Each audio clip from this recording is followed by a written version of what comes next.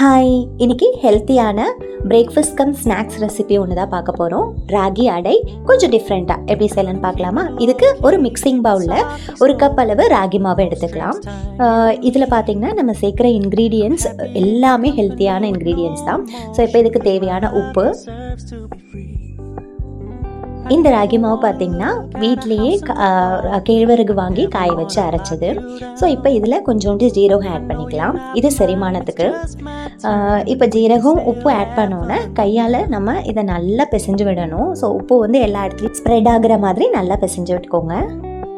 இந்த ஒரு ஃபுட்லேருந்தே நமக்கு தேவையான ப்ரோட்டீன்ஸ், வைட்டமின்ஸ், மினரல்ஸ், அப்புறம் ஹெல்த்தி ஃபேட்ஸ், ஃபைபர்ஸ் எல்லாமே கிடச்சிரும்.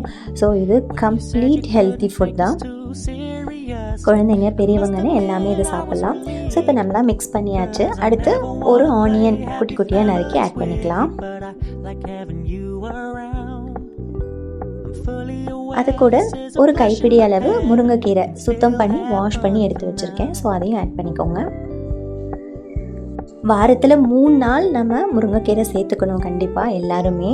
அதில் நிறைய இரும்பு சத்து இருக்குது.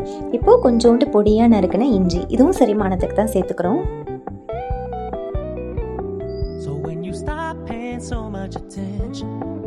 இதை வந்து சட்டுன்னு பண்ணிடலாம், 10 மினிட்ஸ் கூட ஆகாது. இப்போ பொடியாக நறுக்கின கொத்தமல்லி தழை சேர்த்துக்கலாம்.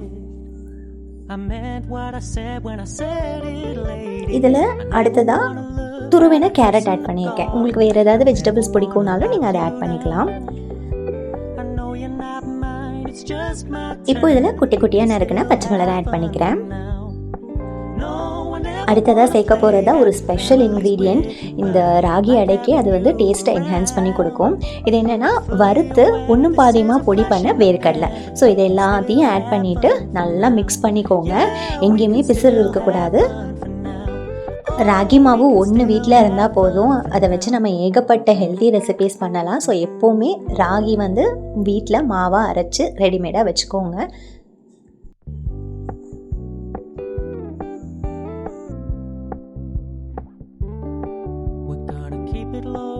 இப்போ இதில் கொஞ்சம் கொஞ்சமாக தண்ணி ஆட் பண்ணி பிசைஞ்சு எடுத்துக்கணும். ரொம்ப கெட்டியாகவும் இல்லாமல் தண்ணியாகவும் இல்லாமல் நம்ம பிசைஞ்சுக்கணும்.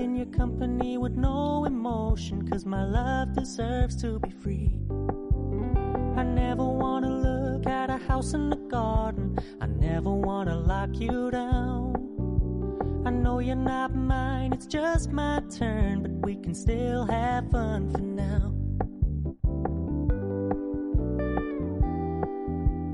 இப்போ இதை நம்ம இன்ஸ்டண்ட்டாக செஞ்சிடலாம். இதுலேருந்து ஒரு பெரிய பால் அளவு மாவு எடுத்து உருட்டிக்கோங்க கையில். ரஃப்பாக உருட்டினா போதும், ரொம்ப ரவுண்ட் ஷேப்லாம் வேணும்னு அவசியம் இல்லை. ஸோ இப்போ இந்த உருண்டையை வந்து ஒரு வாழை இலையில் எண்ணெய் தடவி அது மேலே வச்சுக்கலாம். ஸோ வச்சு நீங்கள் கையாலே ப்ரெஸ் பண்ணிக்கிறதுனால ஓகே, இல்லை அது மேலே இன்னொரு எண்ணெய் தடவின வாழை இலையை வச்சு நீங்கள் ப்ரெஸ் பண்ணாலும் ஓகே. ஸோ ரொம்ப மெலிசாக இல்லாமல் ரொம்ப குண்டாகவும் இல்லாமல் மீடியம் சைஸில் வந்து நம்ம தட்டி எடுத்துக்கலாம். இப்போ தோசைக்கல்லை அடுப்பில் வச்சு தோசைக்கல் காஞ்சோன்னா நம்ம தட்டி வச்சுருக்க அடையை அதில் ஆட் பண்ணிடலாம். இதை இலையை அப்படியே வச்சு ஸ்லோவாக ரிமூவ் பண்ணால் போதும், பர்ஃபெக்டாக வந்துடும். ஸோ இதுக்கு கொஞ்சமாக ஆயில் ஆர் கீ கூட உங்களுக்கு பிடிச்சிருந்தா நீங்கள் அதை ஆட் பண்ணிக்கலாம். நான் இன்றைக்கி ஆயில் தான் ஆட் பண்ணியிருக்கேன். அவ்வளோதான். இதை 2 பக்கமும் வேக விட்டு திருப்பி போட்டு எடுத்தால் சூப்பரான ராகி அடை ரெடி ஆகிடும்.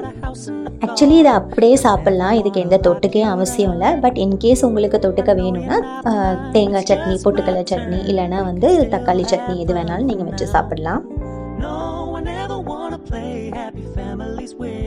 இந்த அடை பார்க்குறதுக்குமே ரொம்ப ஆப்பிடைசிங்காக இருக்கும். ஸோ ஒரு டிஃப்ரெண்ட்டான கலருன்றதால குழந்தைங்களும் கண்டிப்பாக விரும்பி சாப்பிடுவாங்க. இதில் நம்ம வேர்க்கடலை சேர்த்துருக்கிறதால இது டேஸ்ட்டும் ரொம்ப நல்லாயிருக்கும் சாப்பிட்றதுக்கு.